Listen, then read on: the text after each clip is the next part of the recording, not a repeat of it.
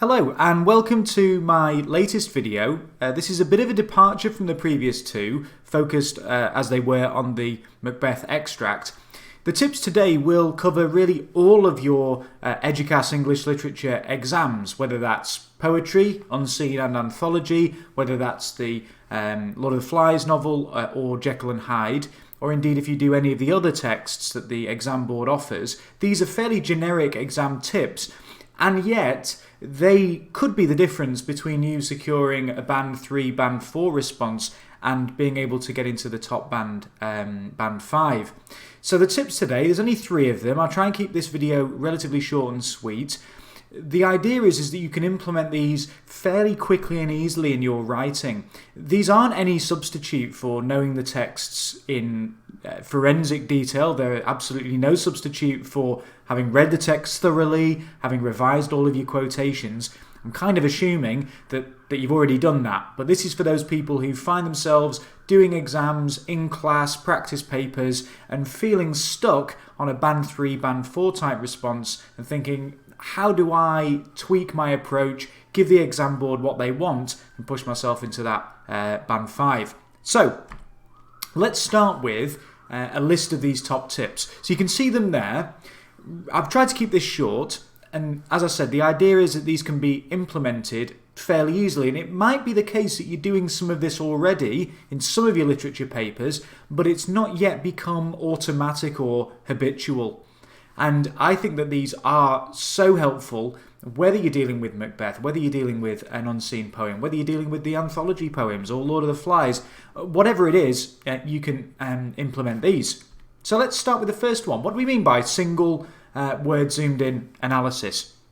We're thinking about the micro detail of a text. We're thinking about the origins of the word analyze, which comes from the word lysis, meaning to split or to pull apart. And that's really worth bearing in mind when we engage in analysis of texts. We want to be pulling apart the language, pulling apart the specific lexical choices that authors make and the very substantial impact that those specific choices can have on meaning. Which gives me a fantastic opportunity to slightly shoehorn in this wonderful quotation. This is from the William Blake poem Auguries of Innocence, which is definitely worth your time if you want a poem to read.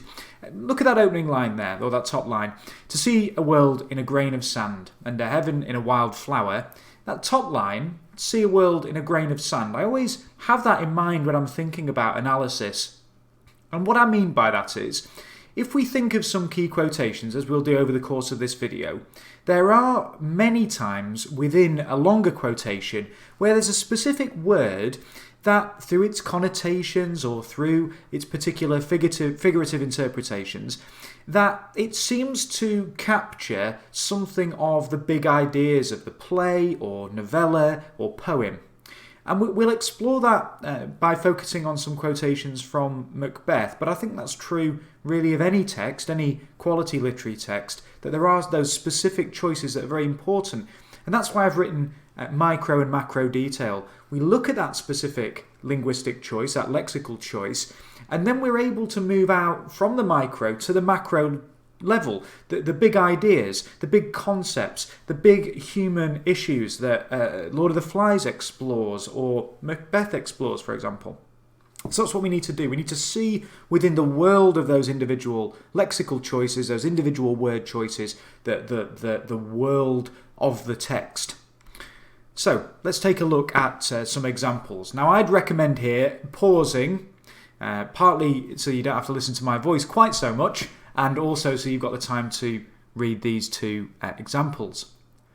Okay, so having assumed that you've already read them now and you're comfortable with them, let's start with that non-zoomed in analysis. What I hope you've noticed is how, when we don't zoom in on specific language choices, it tends to encourage, even if, we might be thinking regicide, masculinity, anxieties, this seems academic, it seems high level, it seems intellectually rigorous, but it's still a sense in which it's skirting round the quotation. It's not really engaging in that analysis, that careful unpicking of language, which is so important in all of your literature exams, because it's fundamental to secure those AO2 marks. And one of the other dangers when we don't engage in zoomed in single word analysis is it's very, very easy, particularly within a pressurized scenario of an exam, to fall into narrative, simply retelling the story or paraphrasing, kind of rephrasing the quotation. The analysis that particular quotation, "I dare do all that may become a man who dares do more is none," the idea that it reveals his anxieties, well, that's true, but how does it do that? And how does it do that at the level of language? Okay? Whereas the zoomed in analysis, when I definitely enjoyed writing this because we've picked apart 3 words here, we might not necessarily need to do that every single time, and in fact probably timings of the exam would preclude us from zooming in, say, on 3 words, but you get a sense of real kind of deep engagement intellectually with the specific language choices of Shakespeare and the way they construct meaning or have a particular impact upon meaning. You know, become, the idea of becoming, what is becoming, what is acceptable moral and ethical behaviour, what's unacceptable, sinful, deeply wrong behaviours. You know, that's so important. That's one of the key preoccupations of the play. Similarly, the notion of nothingness, of becoming nothing, well, there's a fantastic connection, isn't there? Who dares do more is none. What's Macbeth saying by the end of the play? You know, it is a tale told by an idiot full of sound and fury, signifying nothing. He has, in many ways, become that kind of empty vessel, which it seems perhaps he always was. It's a much richer form of analysis. It keeps us rooted, by zooming in on those keywords, it keeps us rooted in the specifics of the text. We don't accidentally start treating the play as if it's real. We don't start treating characters as if they are real, living, breathing, psychological entities. They are an effective language, and we're understanding those language choices. So make sure you have a good look at those, and as I say, you might want to pause, think about the example on the right, the zoomed in analysis, look at your own essays that you produced in class or in any recent mock exams and think, which one am I doing and where could I have zoomed in and where are those opportunities? You know, if I'm currently missing those opportunities, how can I pick up those opportunities to zoom in next time? Okay, so if that's tip 1, zoomed in single word analysis. Tip 2, tentative language. Okay, and I'm linking that there to the idea of there being alternative interpretations to a particular text or of a particular text. Okay, often students start with, particularly I'd say it's sort of key stage 3, with the idea of writing P paragraphs and saying, you know, this shows. There's a problem with that, and there's a reason why it's used lower down school, and often that's because people simply wish to introduce the idea of analytical writing, and that's totally understandable. But just in the same way we need to take our when we're learning to ride a bike, we need to take our stabilizers off. We need to be doing something a little bit more ambitious than writing this shows in order to get into band 5. And there are some more, I would say, fundamental misunderstandings which sit behind this shows. So as well as being unacademic, it's clunky, lots of students use it, it feels rather imprecise. It's limiting because it seems to foreclose or prevent students from engaging in proper exploratory analysis and that lexical unpicking of meaning. But finally, it's based on quite an important misunderstanding of how literary texts actually produce meaning, how they mean. They don't mean one thing. You know, I've read T.S. Eliot's fantastic poem masterpiece, The Wasteland, hundreds and hundreds of times. And every time I read that poem, it's a new experience for me in many ways.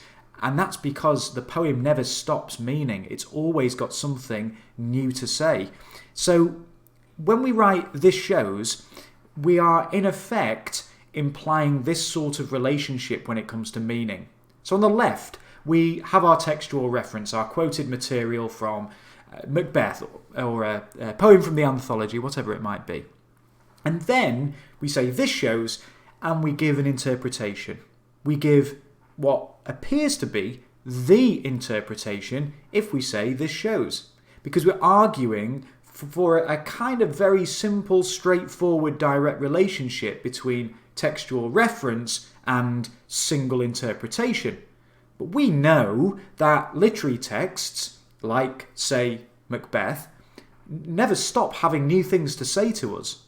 And you probably noticed with your teacher, you might be having a class discussion and someone comes out with something and the teacher turns around and says, you know what, I've never read it like that before. I've never interpreted it in that particular way, or I've never thought about it like that. Now, that's one of the joys of teaching, is that your own readings, which sometimes you can kind of become almost like a prisoner of, are challenged by your students. It's one of the joys of the job. But we want to make sure that we're demonstrating to the examiner that we really recognise that there is that richness of interpretation, that multiplicity of interpretation. So the relationship actually looks maybe something more like this. We've got a textual reference again, but there are multiple valid interpretations. As long as they're plausible, it's a valid interpretation. As long as you can make the argument for that interpretation, that's fine. And in fact, the best students and the best responses, the ones that are very likely to be finding themselves in Band 5, are the ones that will actually say one interpretation, or this is a possible interpretation, but this is another, and will actually make that very explicit in their essay writing. Now, there's a sort of very quick and easy way of doing this, okay? And this links in with tentative language. We can't say that one quotation from Macbeth means just one thing. We can't say we ourselves have come up with the single definitive interpretation of that particular line of poetry or line from Lord of the Flies or whatever it might be. So we need a little bit of humility. We need it to be far more tentative. And we can use modal verbs to do that. And there are 3 fantastic examples on the screen now. May, might, could. So even if we stick with show, okay, which there are problems with that, but if we simply add in a modal, this may show, this might show, this could show, suddenly it feels like a more nuanced response, it feels more academic, it feels more thoughtful, it feels more reflective. And it also encourages then you as the essay writer to go, well, it could show this. However, it could also indicate something else. Which brings me on to alternatives to the dreaded this shows. And there's some examples on the board. Now, if you Google alternatives to this shows in essays, you'll get a whole list of different alternatives. They can't be used, you can't just simply exchange them because obviously they're different words with different meanings. But if you are thinking more carefully about alternatives to this shows, this may suggest, this could highlight, that broadens your thinking. And actually, I think that's one of those examples where changing your language in your essay writing actually improves the quality of your own intellectual thought. So do be aware of that. How can we introduce those modal verbs and that tentative language? Well, here's some really straightforward ways to do that. Okay, final tip. So, reader or audience response, depending on the particular text we have in front of us, play or novella or novel or whatever it is. Okay, so how are we going to make our reader or audience response central to our analysis? All about that personal response. Well, first off, one thing that I often feel students miss is the idea that texts, whatever they are constructs. They are built and constructed out of language, and they are constructed to produce responses intentionally or sometimes unintentionally by the author to produce responses in the reader or the audience. There's those choices I think that the author has some control over. Sometimes those choices aren't, the author isn't even necessarily aware of, but the particular choices of language construct and contribute to our response to a particular character or our response to a particular event within a story. And as it says, the best analytical writing, the Band 5 analytical writing, absolutely recognises this, doesn't engage in the kind of analysis that seems to imagine that characters are actual real people. Okay, Macbeth is a construction of language that's then delivered on stage by an actor. And so there's that sense in which you are considering how are these choices impacting upon me or perhaps a readership or audience more generally. So, some pretty straightforward ones if we think about something like Macbeth, but this would apply equally to novels, poems, and so on. So, dramatic irony really important, used throughout Macbeth to introduce real tense moments of drama, where we know when King Duncan turns up at Macbeth's castle and is remarking on how pleasant the whole atmosphere is, when we know, hang on a second, his days are numbered, the sort of drama, the tension, the suspense that is produced because of that knowledge of the audience, the lack of knowledge, the ignorance of King Duncan about what's really going on, the kind of regicidal plans that are afoot and surrounding poor old King Duncan, okay, before he meets the sharp end of a dagger, okay, that dramatic irony is really crucial. So there's a great way of remembering, hang on a second, this is a play, it's not just some dry, dusty text that we read in English literature lessons. This is for an audience to really engage with and be entertained by. And secondly, character development or character arcs, those pivotal moments over the course of a story where characters change, where something happens to them that causes a change in that particular character, the change in the way that character is depicted. Think about Piggy over the course of Lord of the Flies and his relationship as it's presented by Golding with Ralph and his relationship to the other boys on the island. Think about the depiction of Simon over the course of the novel and how his relationship with the other characters shifts. Okay, all of that character development, those, as I say, the sort of changes in power dynamics as they are conveyed through language choices. Well, how do you feel about that? How does that make you feel? You know, reading Lord of the Flies, I've read it many times with classes and on my own, is an emotional experience. So too is Macbeth. It gets me every time watching that powerful, signifying nothing speech towards the end of the play. I always find that extremely moving. So why is it moving? Why is it emotionally affecting? That's what we need to be engaging with through, personally, I feel that sort of language. And so, brings us on to this, personal response. What do you feel? And there's nothing wrong, in fact, quite the opposite, of saying, personally, this moment is shocking. Personally, this makes me react with fear and apprehension. Because they want to see, examiners, that you've really engaged with the text intellectually. Yes, you're thinking about the big ideas. You're reflecting on, in Lord of the Flies, the potentially essential, innate evil nature of humankind. That's both an intellectual point of reflection, but also that's going to make you feel something. Are we really these, sort of post-lapsarian, fallen creatures, ultimately, no matter our best intentions, doomed to kind of abject social breakdown and failure and savagery? Is that inevitable? Seems to be the case for Golding, who has a pretty jaded view of human nature. So we're linking there an emotional response with an intellectual response, and also then thinking, well, that's effective, isn't it? That's powerful. The death of Simon is shocking. It's unnerving. Why is it so impactful? Do you feel that?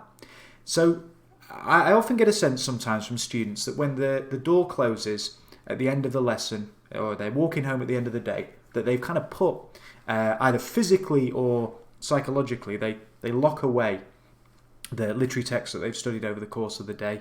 But I think the best students are the ones who, whether they're sat on the bus or walking home, that they ruminate on it. They think, what's this saying about my life and about my existence, or how we relate to one another? Because that's what literature ultimately gets us to think about. It gets us to think about the human condition. So this personal response combined with the other two tips is really absolutely essential, I would say, for a Band 5 response. You've got zoomed in analysis, tentative language, and then central to that analysis needs to be a reader response, an audience response. And that audience, for something like Macbeth, could be an audience in 2020, or it could be a Jacobean audience. And whatever it is, you've got to recognise that people are obviously responding to these texts. So, 3 top tips. Eduqas, English Literature, Component 1 and Component 2 applies to everything. I hope that you found this video today useful. Like I say, some of the earlier examples, it might be worth pausing. If you want to go back and have a look at some of the modal verbs, for example, and some of those related phrases, and go back, pause, and you might want to make notes. But other than that, as ever, thanks for watching.